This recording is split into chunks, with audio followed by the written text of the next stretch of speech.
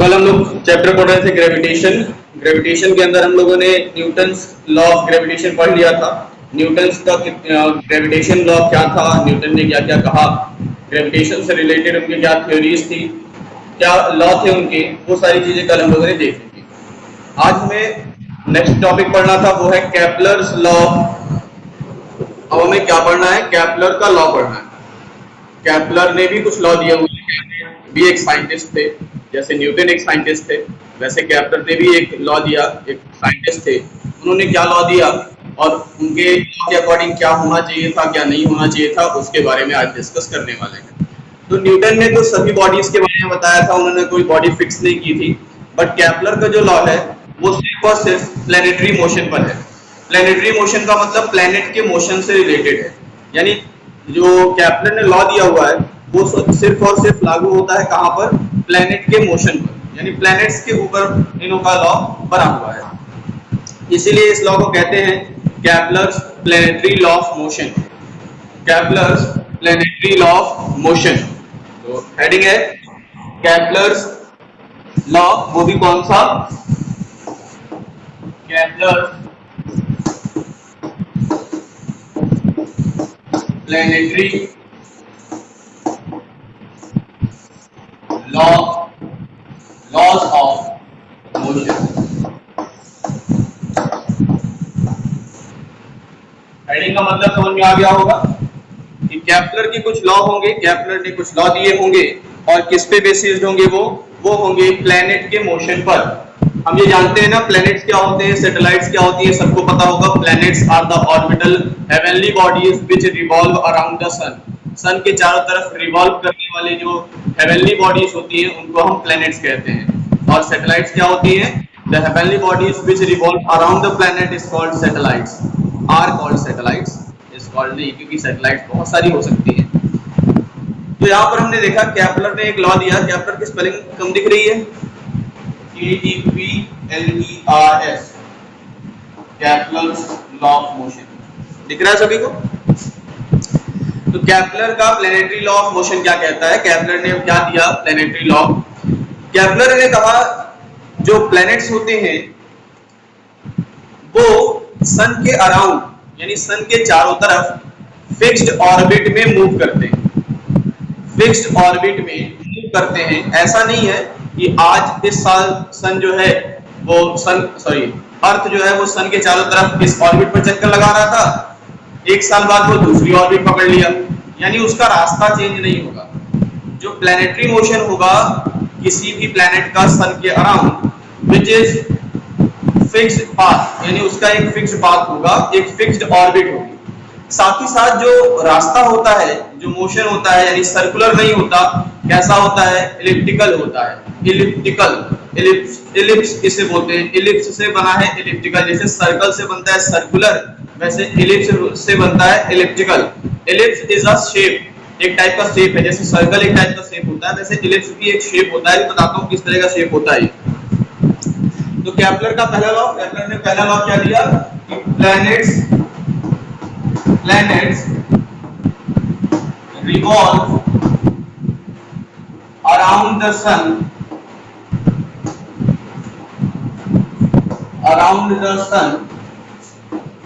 in an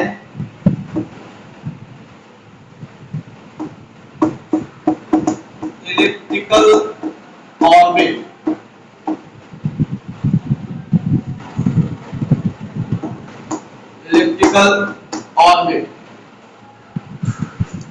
It is also known as law of orbit. It is also known as law of orbit. तो Kepler का first law जो था उसको हम law of orbit भी कहते हैं। लॉ ऑफ ऑर्बिट भी कहते हैं, यानी जो कोई भी प्लैनेट होगा, प्लैनेट कोई भी हो, कोई सा भी प्लैनेट हो जाए, रिवॉल्व अराउंड द सन, वो सन के चारों तरफ रिवॉल्व करेगा, घूमेगा। किस पाथ में घूमेगा? In an elliptical orbit. किस ऑर्बिट में? Elliptical orbit. अब इलिप्स कैसा होता है? तो बेटा इलिप्स का शेप ऐसे होता है, ये होता है इलिप्टिकल। इस शेप को कहते हैं इलिप्स।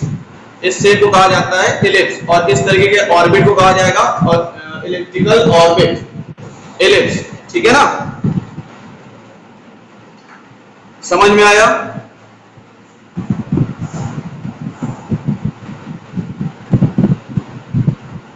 इसके आगे और भी लिख सकते हो,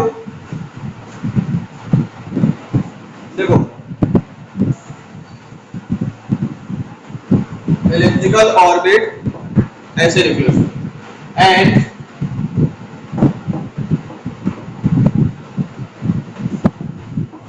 सन is situated one of its focus, focus का प्लूरल फॉर्म है फोकी, फिर आगे लिख सकते हो it is also known as, it is also known as law of orbit। और इलिप्स का शेप कैसा होता है? ये शेप होता है, इसके दो फोकस होते हैं, एक ये फोकस होता है, दूसरा ये फोकस होता है। तो फोकस का प्लूरल फॉर्म होता है फोकी, FOCI। तो यहाँ पर सन या तो इस ऑर्बिट यहाँ पे इस फोकस पे होगा, या फिर सन इस फोकस पर होगा। मतलब किसी प्लेनेट के लिए इस फोकस पर हो सकता है, किसी दूसरे प्लेनेट के लिए सन इस फोकस पर हो सकता है। तो सन दो फोकस में से किसी भी एक फोकस पर हो सकता है। तो यही हमने लिखा कि planet revolve around the sun in elliptical orbit. Planet किसी भी सन, कोई भी प्लैनेट सन के अराउंड एलिप्टिकल ऑर्बिट में रिवॉल्व करता है, और सन जो होगा वो किसी एक फोकस पर होगा, किसी भी एक फोकस पर होगा। जरूरी नहीं है कि सिर्फ एक ही फोकस पर हो, कोई भी एक फोकस हो सकता है। मे भी समझ में आया होगा। तो ये तो केपलर का फर्स्ट लॉ हमने पढ़ लिया, केपलर का सेकंड लॉ पढ़ा जाता है। चलिए देखिए केपलर का सेकंड लॉ क्या है, रफ कर रहे हैं इसको, नोट्स बनाते जाइएगा इसी से।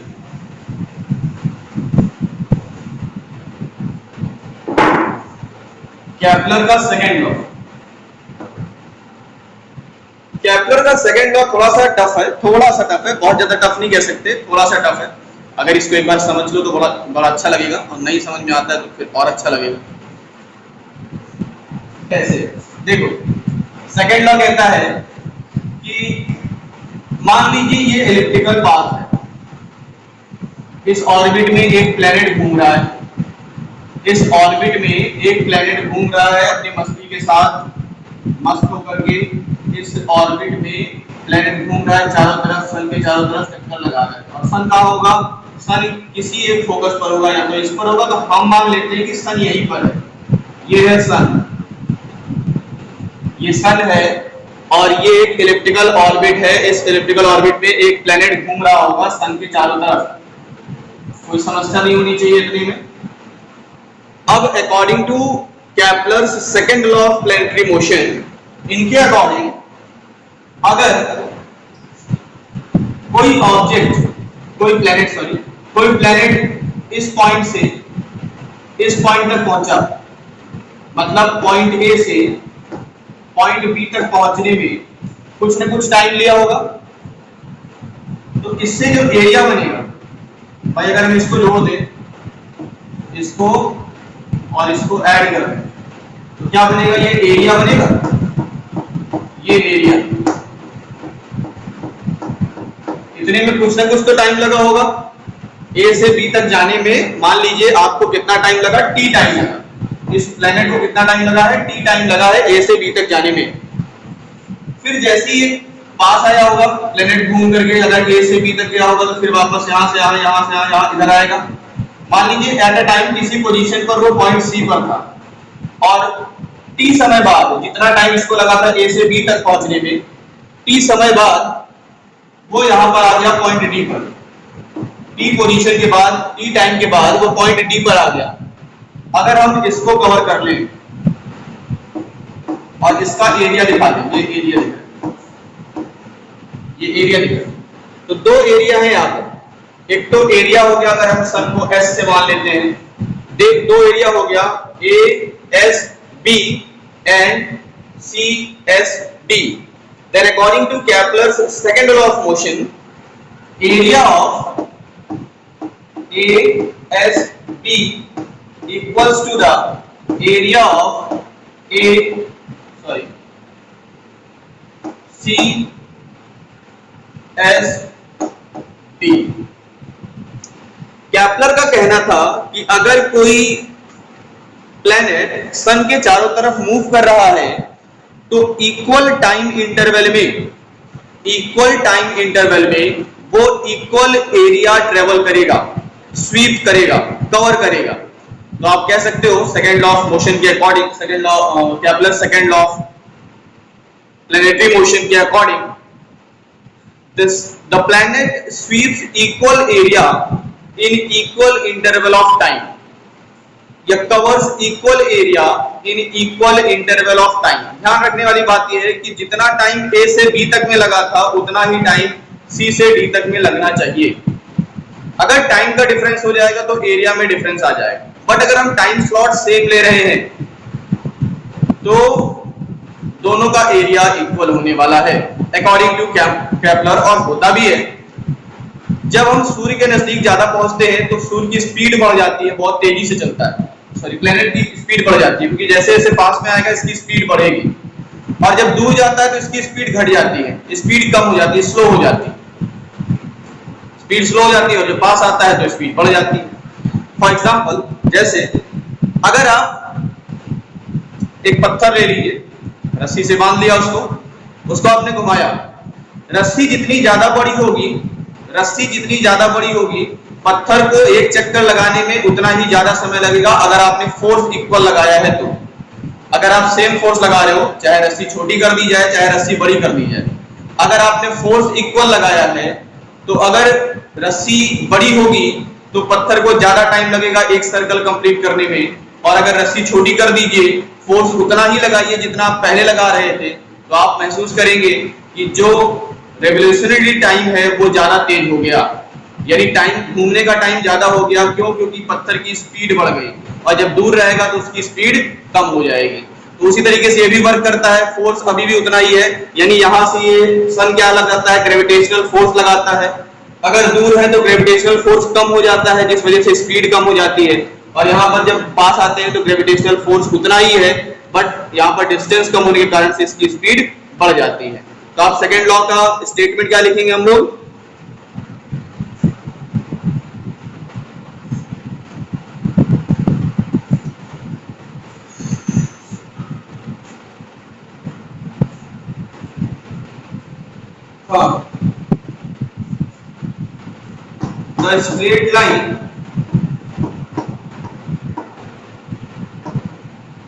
The straight line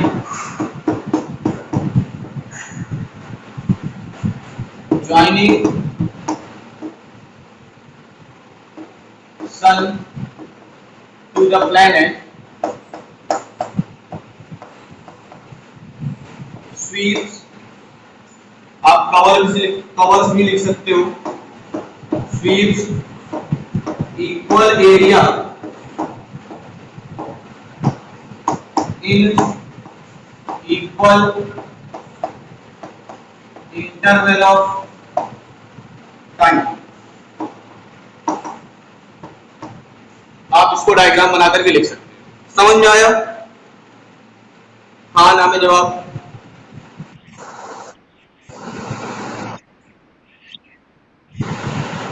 तो भाई क्या है, पता चल गया। प्लैनेटरी कैपलर्स का planetary law of motion, second law of motion हमने पढ़ा। इसको क्या बोलते हैं? इस लॉ को बोलते हैं लॉ ऑफ एरिया, इसको बोलते हैं लॉ ऑफ एरिया। जैसे पहले वाले लॉ को बोले थे लॉ ऑफ ऑर्बिट, इसको हम क्या बोल सकते हैं? लॉ ऑफ एरिया कह सकते हैं। मैंने अपनी पूरी कोशिश की आपको समझाने की, ना समझ में आए तो फिर अब दोबारा भी बता सकते हैं, लेकिन अब कोशिश करो कि समझ में आ जाए। ये रिकॉर्डिंग वीडियो जाएगी, अगर आपको दिक्कत होगी समझने में, नहीं समझ में आएगा तो आप YouTube पर जाकर के उसको देख भी सकते हो, दोबारा चेक कर सकते हो। 2-3 बार देख लीजिए, समझ में आ जाएगा कि हाँ मैंने किस तरह से समझाया हुआ समझ में। चलिए next, third law. Third law थोड़ा सा इजी है as compare to second law. Second law के कंपैरिजन में थर्ड लॉ थोड़ा सा इजी है। थोड़ा सा नई नई चीजें आपको देखने को मिल रही हैं। इलिप्स आपको देखने को मिला, आपको फोकस देखने को मिल गया। इलिप्स के दो फोकस होते हैं, आपने जान लिया। अब देखिए थर्ड लॉ क्या कहता है, थर्ड लॉ के अकॉर्डिंग क्या होता है, इसको रब कर दें और आपको पढ़ाते हैं थर्ड। तो भाई अब इलिप्स में दो चीजें आपको और सीखना है, इलिप्स के अंदर आपको दो चीजें और जाननी है। तो थर्ड लॉ, इसको हम कहते हैं law of time period, law of time period, यानी न्यूटन की सॉरी केपलर के थर्ड तीन लॉ हो गए प्लैनेटरी मोशन पर। पहले लॉ को लॉ ऑफ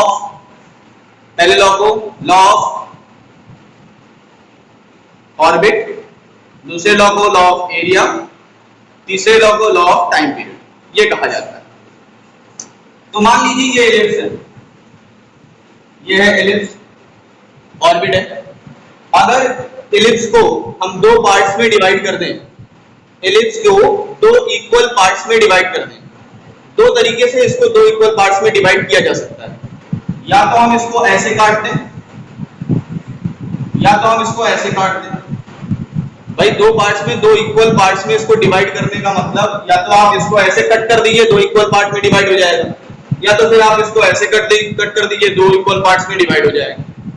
तो ये जो लाइन है यहां से यहां तक, इस पॉइंट से लेकर के इस पॉइंट पर जो इसको दो इक्वल पार्ट्स में डिवाइड कर रही है, हॉरिजॉन्टल, एक हॉरिजॉन्टल लाइन है जो इलिप्स को दो इक्वल पार्ट्स में डिवाइड करती है, which is known as major axis. इसको क्या बोलते हैं? मेजर एक्सिस कहते हैं।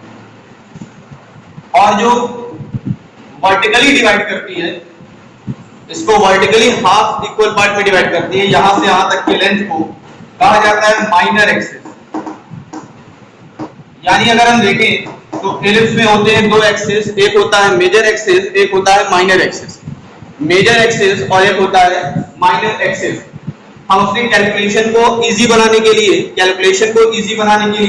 इसकी लेंथ को 2a लिखते हैं, यानी मेजर एक्सिस की लेंथ होती है 2a और माइनर एक्सिस की लेंथ को लेते हैं 2b। तो हमें माइनर एक्सिस से मतलब नहीं है, हमें मेजर एक्सिस का यूज है। यानी थर्ड लॉ जो प्लैनेटरी मोशन का थर्ड लॉ है, केपलर ने दिया था, उसमें हमें मेजर एक्सिस का काम होगा। तो हमने मेजर एक्सिस समझ लिया।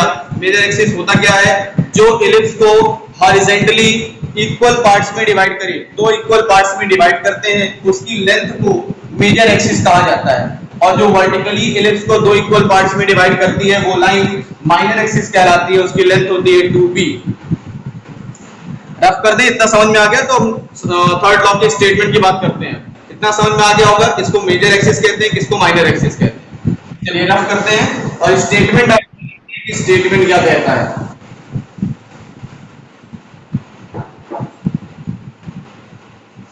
According to Kepler's law of time period, इसके according the square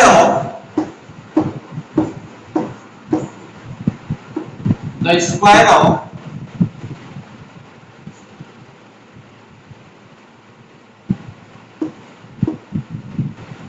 revolutionary, spelling में भूल रहा हूं,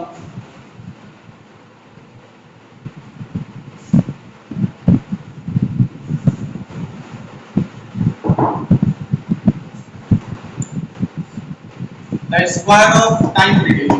square of time period around the sun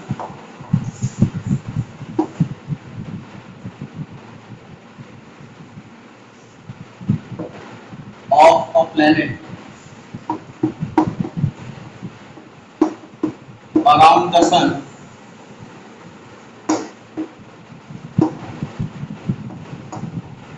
is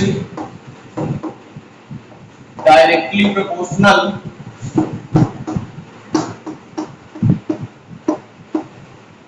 to the cube of semi-major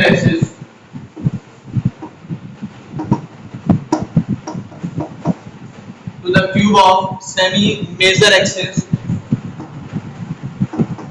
of the elliptical path of that planet। अभी कम समझ में आया होगा, अब मैं समझाऊंगा तो समझ में आ जाएगा। मान लीजिए कि ये इलेक्ट्रिकल पाथ है, इसमें एक प्लेनेट है, सन के चारों तरफ घूम रहा है, ये इसका मेजर एक्सिस है, यहां से यहां तक की डिस्टेंस। तो मेजर एक्सिस का आधा यानी इसको कहेंगे semi major axis. Semi major axis इसकी डिस्टेंस, अगर मेजर एक्सिस की डिस्टेंस 2a है तो सेमी मेजर एक्सिस की डिस्टेंस कितनी होगी, a होगी। चलिए, the square of time period of a planet around the sun, यानी किसी भी प्लैनेट का सन के चारों तरफ घूमने का टाइम, जैसे हमारी अर्थ का है, कितना दिन लगता है, 365 डेज लगते हैं।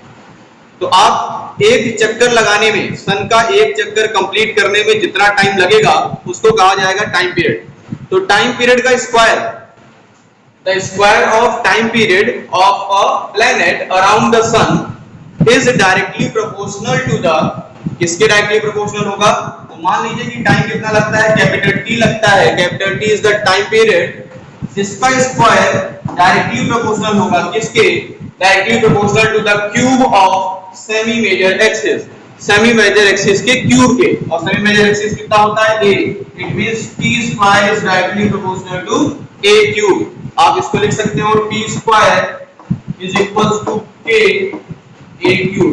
तो ये फॉर्मूला बन जाएगा आपका t square is equals to k a cube. क्यों होगा, क्योंकि according to Kepler's law of motion the square of time period of a planet around the sun is directly proportional to the cube of semi major axis of the elliptical path of that planet। उस planet का जो electrical path होगा उसके semi major axis के cube के directly proportional होगा क्या, time square, यानी टाइम पीरियड का स्क्वायर।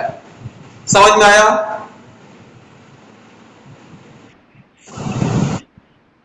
ये है न्यूटन का प्लेनेटरी मोशन लॉ, जो 3 लॉ में पढ़ने थे, केपलर्स के प्लैनेटरी लॉ के।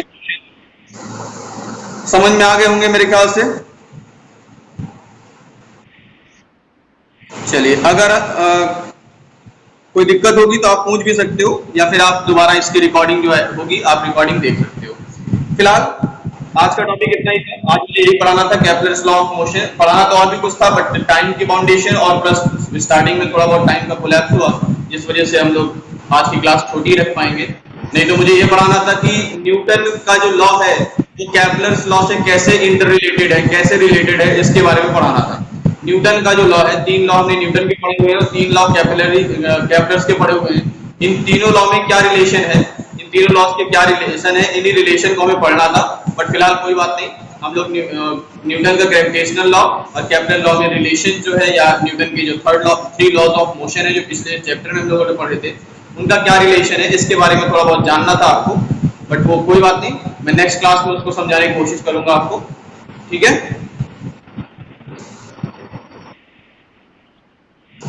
चलें फिर आगे बढ़े। आज की क्लास ओवर करते हैं, नेक्स्ट क्लास में फिर हम लोग मिलेंगे, इसके बारे में फिर आगे डिस्कस करेंगे।